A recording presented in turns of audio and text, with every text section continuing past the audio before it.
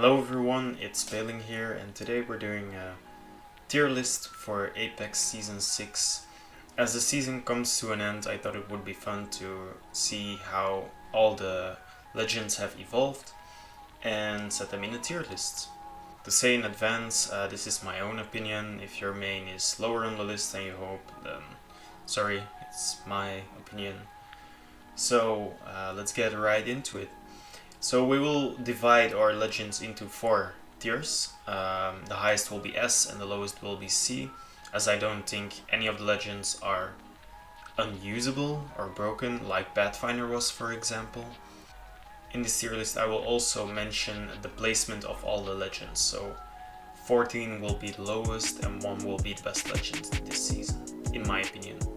We will start with C tier. It's like the legends I think are a bit meh. Like, there are way better choices, and choosing them you're not really benefiting the team in any way possible. In C tier, we have first Rampart on 14. The newest legend is also, in my opinion, the worst one of them all, for multiple reasons. First of all, she's not really my playstyle. She's very campy, and she relies heavily on placement, so her playing with a Pathfinder, for example, is very important to get her up those spots where she can place down Sheila. But most of the time, even with her shields that are really great, she's not that great, as most people, when they see a Sheila turret, they will try and gun down the barriers as quickly as possible so you have a clean shot on her. So she's really easy to play around, like.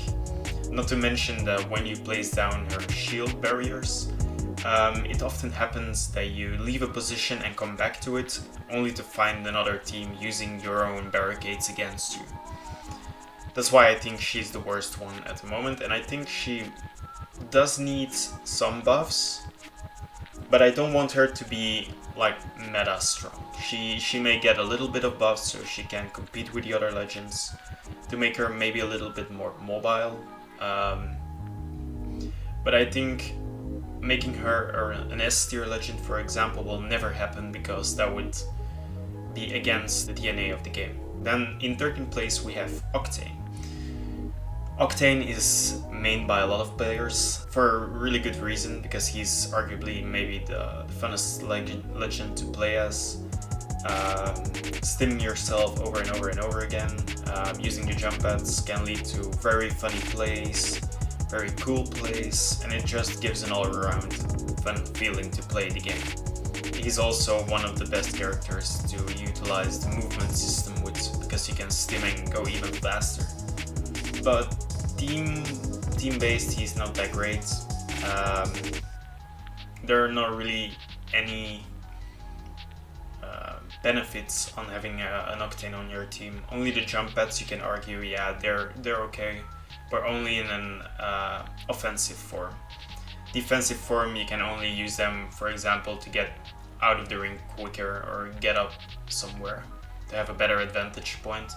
So I don't think either better uses, like Pathfinder, for example, he's way better in that. So yeah, I think Octane, he needs a bit of buffs. But I'm not sure how to buff him. So now we've completed C tier. I think these legends are in the most need of a rework or buffs. So we come now at B tier, and these legends, they're okay. They have definitely their moments where they shine, but they can use maybe a bit of buffs. And in 12th position we have Mirage. Mirage was one of the legends that got a big buff these last seasons, but he's still a bit predictable.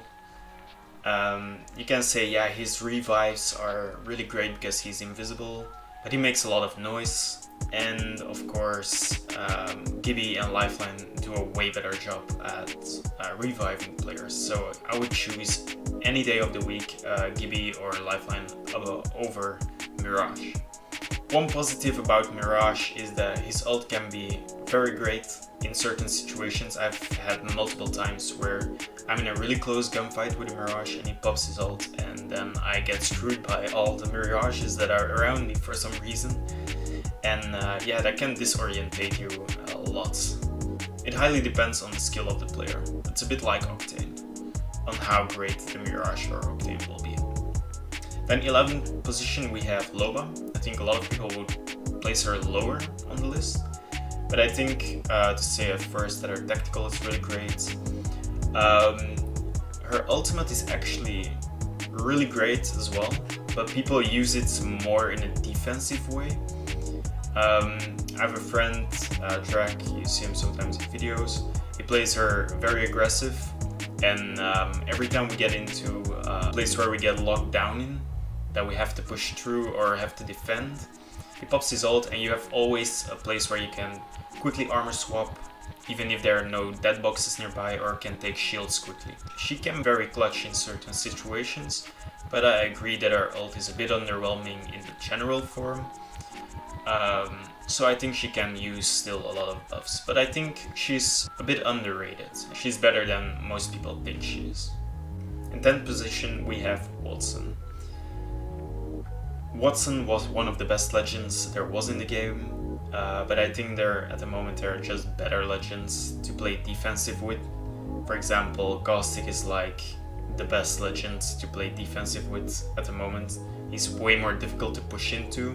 Wattson, her fences, they're great to block off an area. You can hide the fences so people can't shoot them, and that can be nice to block like someone off. But going through them, yeah, you'll have like a setback a little bit, but I don't think they have the same impact as, for example, running into gas. Then in 9th place we have Bangalore. I was struggling to place her because she can be really great at a team, but she can be a pushover as well. I think I place her this low, but at the top of B tier, because I'm a Bloodhound main myself. I'm someone who loves fighting Bangalore's because of my ultimate and tactical. I can see through it basically the whole time, and when they pop it, I'm like, hey, you made it easier for me, so that's why I probably place her this low. But not to say that her ultimate is a bit underrated.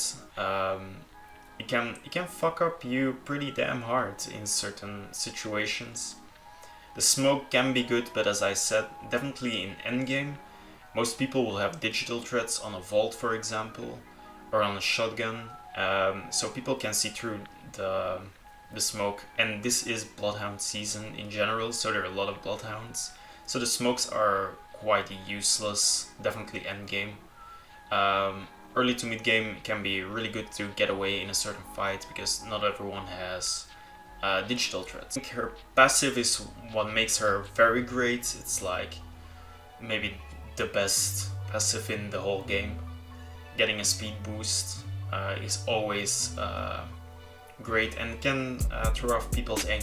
I think in general that the best way to buff Bangalore is to nerf Bloodhound, because they are so compatible. So by buffing Bloodhound, for example, you nerf Bangalore immediately. So I think they should, the devs should take that in account, that if they buff Bloodhound, they have to buff Bangalore as well, because otherwise you make the other one way weaker than the one you buffed.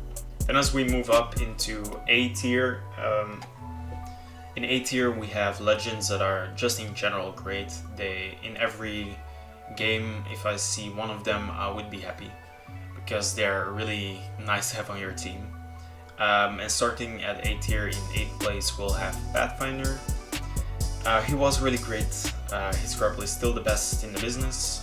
I think in general the cooldown is maybe a little bit too rough, definitely with another nerf, but the devs are aware that it should not have been a nerf to Pathfinder. I think they should reduce it a little, but I don't want it to be low as it was before, because I don't want to have Spider-Mans all over my screen, because that makes me go insane at this game. Then in 7th place we have Crypto. I think Crypto is one of the best balanced legends at the moment. He's very versatile, he can do a lot with his drone, he can help the team in so many ways, but he's balanced in that he can't move when he's in his drone. So his drone is really strong, but he can't shoot or move at the same time. So I think Crypto is like all around one of the best balanced legends at the moment. Then in 6th place we have Revenant, and a lot of people will say Revenant should be an S tier legend, and I agree with that. But let me explain why I set him 6th in A tier. It's because his tactical and passive, they're good. They're maybe a little bit underrated by most people, but they're not god tier. It's not that they're as strong as, for example, the Dome of Gibby. But where the strength of Revenant comes is in his ultimate, of course. It's just broken and it should get nerfed because it's way too strong. Definitely in ranked when you're playing against 3 stacks that play really well together. They have 2 pushes on you. One is a free one where they can't die, so that's like a bit OP. Okay, they have to traverse to you and you can shoot them in the meantime, but they have 100 health. That's a lot to shoot down. But the reason I place him 6th on A tier is because if you have, for example, a random Revenant, or you're playing solos and everyone is playing solo in your team, and it's a random Revenant and he doesn't know what he's doing most of the time, or he doesn't communicate as well with you, then he's not really that great of an asset to the team. And then there are better options. That's why I placed him in 6th. Then in 5th place we have Caustic, the best defender in the game in my opinion. His gas is just annoying as hell. Maybe a little downside to Caustic is that he's a bit thick, but his tactical and ultimate make up for it by a lot. He's also a very versatile legend, so people that like to play offensive can play him. People that play defensively can play him. It doesn't really matter, he's just in general a really good legend. Then in 4th position, and the winner of A tier, and this will upset a lot of people maybe, is in my opinion Wraith. I think she might have reached a point where she's not an S tier legend anymore. Don't get me wrong, her tactical and ultimate are really strong, but I think they're in the cooldowns and the animations they have to do are in a good position at the moment and justify their strength. But her best ability, and I think most people are aware of it, is still her hitbox. She's way smaller than the other legends, and that's the reason why a lot of people play her, because you can't hit her most of the time.